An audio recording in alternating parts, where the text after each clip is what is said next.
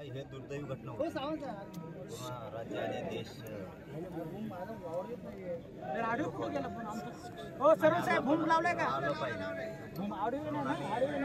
परवा ठरवलं की आपण राजकोट किल्ल्यावरती जायचं, पाहणी करायचं, भेट घ्यायचं, दर्शन घ्यायचं. तर कॅमेरा भी नाही आहे रमेश दा, थोडासा पिछले त्या बांधवांचं असं म्हणणं आहे काही की तो जो स्मारक आहे छत्रपती शिवरायांचा जो पुतळा आहे तो त्याच्यात काही मिलावट आहे त्या पुतळ्यामध्ये, म्हणजे फायबरची ब्रॉन्झ ते नसून त्याच्यामुळे काय असं म्हणजे शंका व्यक्त केली. आता ते सरकारनं बघितलं पाहिजे ते खरं आहे का कसं आहे.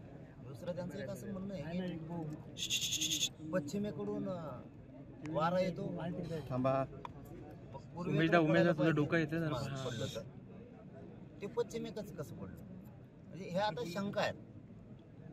याच्यात राजकारण मात्र होऊ नये हे माझं प्रामाणिक मत आहे. याची बारकाईने चौकशी सरकारनं केली पाहिजे की सत्यता काय आहे, आणि तो कॉन्ट्रॅक्टर ते कोण आहेत ना त्यामधले आदले हे सोडले नाही पाहिजे. माझं तर सरळ म्हणणं आहे कायद्यात बदल केला पाहिजे. महापुरुष कोणचे असो, जर असं काय घडलं ना त्याला आयुष्यभर जेलमध्ये सडलं पाहिजे. 5 दिवस मध्ये गेला आणि 6व्या दिवशी घरी आला हे नसलं पाहिजे. सरकारचा इतका बारीक वाच महापुरुषांच्या स्मारकाबद्दल राज्यात असला पाहिजे, देशात पण असला पाहिजे. फक्त याच्यात राजकारण कोणी करू नये. कोणी काही शंका उपस्थित केल्या म्हणून त्याच ग्राह्य धरून न धरण्याऐवजी त्याच्यावरती काम करून ते शोधलं पाहिजे सत्य नेमकं काय. आणि पळून जातो कसं काय, कोण कॉन्ट्रॅक्टर आहे, कोणी नेता फिता बी असं एखाद्यामध्ये, कोणी तातडीनं करून घेतलंय का, काय कोणत्या नेत्यानं तातडीनं करून घेतलं नाही स्मारक तरी त्याचं नाव येतंय जाणून बुजून, असंही शोधलं पाहिजे. परंतु ज्याला नुसती खायचीच सवय लागली, दर्जेदार काम करायचं नाही, तो काय जेलमध्ये चढला पाहिजे. महाराष्ट्र बघतोय तुम्ही राजकारण करायला दोघंही विरोधी पण ना सत्ताधारी पण. महाराष्ट्र बघतोय, तुम्हाला वाटत असेल तुम्ही रे शाने आहे, तुम्ही एकमेकावर चिखलफेक करताय, आरडाओरडा करताय. छत्रपतींच्या जीवावरती कोणीही राजकारण करू नका. नसता जनता तुमचा कार्यक्रम लावणार आहे, आता सोडणार नाही, कारण तुम्ही उघडे पडायला. राजरत्न डॉक्टर झालेला राडाने राजकारण याच्याबद्दल तुम्ही काही घोषणा देताना पण कार्यकर्त्यांना सांगितलं की राजकीय घोषणा किंवा समाजाच्या घोषणा कोणत्याही द्यायच्या नाहीयेत. तो राडाने आता हे सगळं गणित, त्याच्यावरती काय प्रतिक्रिया तुमची? आम्ही जनतेचं दैनंदिन जीवनातलं अडीअडचणी जाणणारे लोक, त्याच्यामुळे आम्हाला इथं घोषणा द्यायच्या नाही का, म्हणून आम्ही सांगताना सांगितलं इथं कुठल्याही घोषणा द्यायच्या नाहीत. ना राजकारणाच्या नाही, ना कोणच्या नाही, ना कोणच्या नाही. छत्रपती शिवरायांच्या बद्दल त्यांचं दे ते फक्त खुर्च्या मिळवण्यासाठी, ते कोणी असो, असो सत्ताधारी असो, छत्रपतींचा वापर यांना सत्तेसाठी करायचा आहे. यांना दुःखच नाहीये.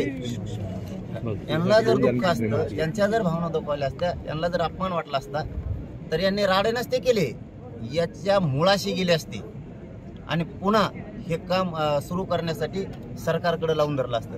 कारण इथं स्मारक सुद्धा आता उभा राहणं गरजेचं आहे. तातडी शब्द वापरण्याऐवजी दर्जेदार, वेळ लागला तरी चालत, मग स्मारक असं झालं पाहिजे इथलं, हे सरकारनं लक्षात घेतलं पाहिजे. हे प्रचंड मोठं परंतु ते टिकाऊ.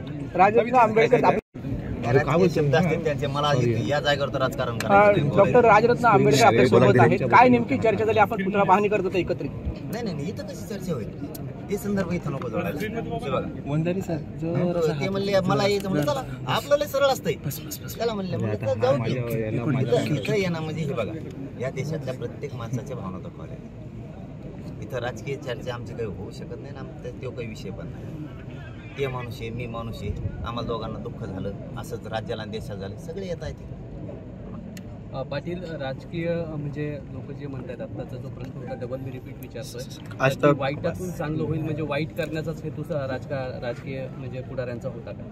शोध होईल. मला परत तिथंच येतो हे विषय. मला याच्यात फक्त राजकारण नाही करायचं.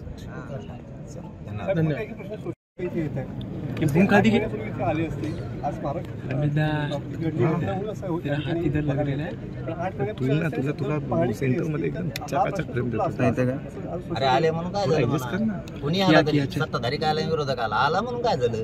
तुम्ही रोज इथं झोपत होते, काय उपयोग झाला? मग असं जमन का? असं नसतो. दुःखित घटना झाली, माणूस इथे येणार आहे, सत्ताधारी पण येणार आहे, विरोधक पण येणार आहे, गोरगरीब पण येणार आहे, शेतकरी येणार आहे, इथले सगळे येणार आहेत. मग आला मग अशी भाषा वापरत असतात का कुणाला? आणि मग तर आम्हाला प्रश्न विचारले होते, वेगळे वेगळे उद्घाटन करून गेले मोदी, त्यांचा काय दोष?